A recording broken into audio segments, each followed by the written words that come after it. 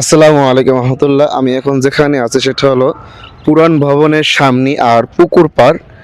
এ হলো আমাদের পুকুর। এটা হলো মাহফিলের সময় আমাদের পুকুরটা ভরা থাকে, কোনো মানুষ এখানে গোসল করতে পারে না। আর এখানে যে দেখতেছেন মাছ উপরে উঠে পানি খাইতেছে, খাবার খাইতেছে। বড় বড় মাছ আছে এখানে, চাষ করে এখানে। পাশে হাসারি, এখানে চাষ করে ওখানে বাচ্চা দেয়, বাচ্চা দেওয়ার পর আবার এই পুষ্করিণীতে আবার ফালিয়ে দেয়। তারপরে এখানে বড় বড় মাছ আছে, দেখছেন ওই যে দেখতে পাচ্ছেন মনে হয়, এই যে এখানে বড় বড় মাছ আছে এখানে।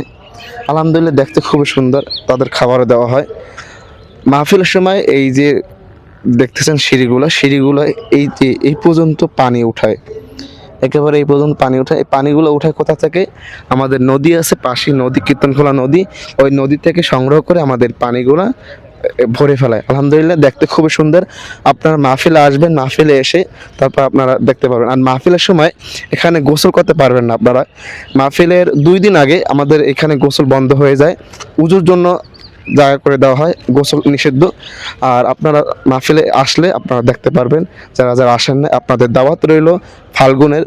এবার তো ফাল্গুন না, ফাল্গুনের শেষ দিয়ে পড়ছে।